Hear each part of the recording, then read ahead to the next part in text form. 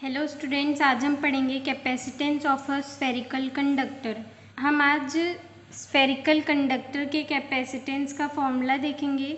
तो स्टार्ट करते हैं। इस फिगर में एक स्फेरिकल कंडक्टर दिखाया गया है। एक कंडक्टर है जो कि स्फीयर शेप का है और वो जो कंडक्टर है वो डाइलेक्ट्रिक मीडियम में प्रेजेंट है जिसका डाइलेक्ट्रिक कांस्टेंट एप्सिलॉन आर है। तो जब हम इस कंडक्टर को प्लस क्यू चार्ज देंगे तो वो जो चार्ज होगा वो इसके सरफेस पे यूनिफॉर्मली या इक्वली डिस्ट्रीब्यूट हो जाएगा, जिससे कि जो इस सरफेस पे चार्ज होगा वो इक्वली डिस्ट्रीब्यूट हो जाएगा और ये जो स्फीयर है इसका जो सरफेस होगा वो इक्विपोटेंशियल सरफेस हो जाएगा और उस स्फीयर के सरफेस पे हर पॉइंट पे जो पोटेंशियल होगा वो इक्वल होगा। और ये जो पॉइंट ओ है वो इस स्फीयर का सेंटर है और इस स्फीयर की रेडियस आर है। और जो लाइंस ऑफ फोर्स होगी, जो कि हमने इक्विपोटेंशियल सरफेस की प्रॉपर्टीज़ में पढ़ा था कि वो जो लाइंस ऑफ फोर्स होती है वो सरफेस के हमेशा परपेंडिकुलर ही होगी। हर पॉइंट पे हम अगर किसी भी पॉइंट पे कंसीडर करेंगे तो वो परपेंडिकुलर ही होगी। तो हम अज्यूम करेंगे कि वो जो लाइंस ऑफ फोर्स आ रही है वो सेंटर से आ रही है उसके। और ये जो स्फेरिकल कंडक्टर है उसके अंदर में एक भी चार्ज नहीं होगा, क्योंकि ये भी हम इक्विपोटेंशियल सरफेस की प्रॉपर्टीज़ में पढ़ चुके हैं कि जो कंडक्टर होता है उसके अंदर में जो चार्ज है वो ज़ीरो होता है, इसलिए उसके अंदर इलेक्ट्रिक फील्ड भी ज़ीरो होता है।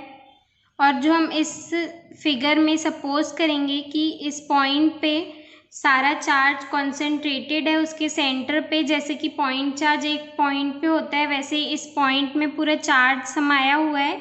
लेकिन ये सिर्फ हमने सपोज किया है, रियल में कंडक्टर के अंदर में एक भी चार्ज प्रेजेंट नहीं होता है।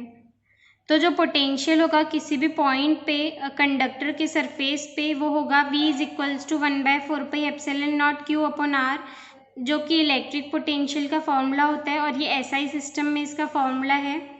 एप्सिलॉन नॉट जो है वो परमिटिविटी है एयर की या वैक्यूम की। अब हमने V की value V is equals to 1/4πε0 into Q/r निकाल ली है, तो हम उसको इस फॉर्मूले में पुट करेंगे, जो कि हम प्रीवियस लेक्चर में पढ़ चुके हैं कि C is equals to Q/V होता है।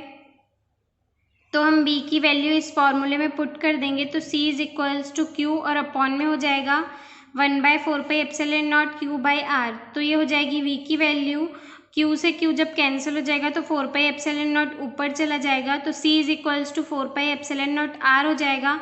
तो ये हो जाएगा हमारा स्फेरिकल कंडक्टर की कैपेसिटेंस का फॉर्मूला, जो कि होगा C is equals to 4πε0 R। तो अगर हम इसको वर्ड्स में लिखेंगे, किसी स्फीयर शेप के कंडक्टर का जो कैपेसिटेंस होता है वो कितना होता है, तो वो यहाँ लिखा है कि किसी भी एक स्फेरिकल कंडक्टर का जो कैपेसिटेंस होता है वो 4πε0 टाइम्स होता है उस कंडक्टर की रेडियस के। मतलब कि capacitance of a spherical conductor is 4πε0 times of its radius. अब अगर ये जो कंडक्टर है उसको अगर हम डाइलेक्ट्रिक कांस्टेंट एप्सिलॉन आर के डाइलेक्ट्रिक मीडियम में रखते हैं तो उससे फॉर्मूला कैसे हो जाएगा, C is equals to 4πε0 into epsilon R into R. Farad इसलिए क्योंकि कैपेसिटेंस की यूनिट फेरेड होती है।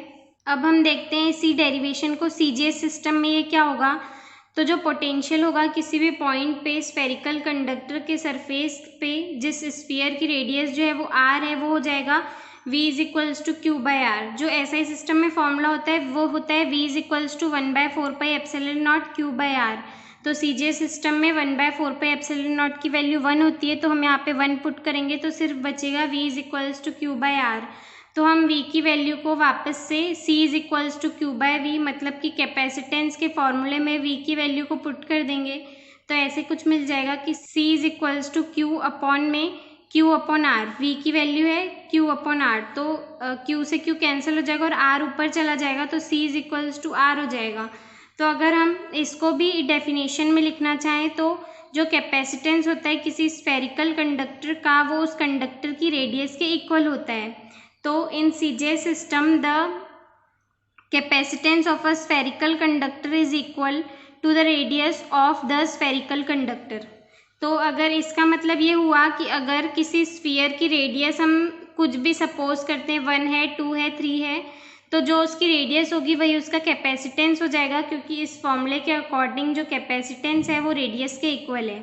अब जो स्फेरिकल कंडक्टर है वो अगर किसी डाइलेक्ट्रिक कांस्टेंट के मीडियम में प्रेजेंट है तो वो फॉर्मूला हो जाएगा C = εr × r। Thank you.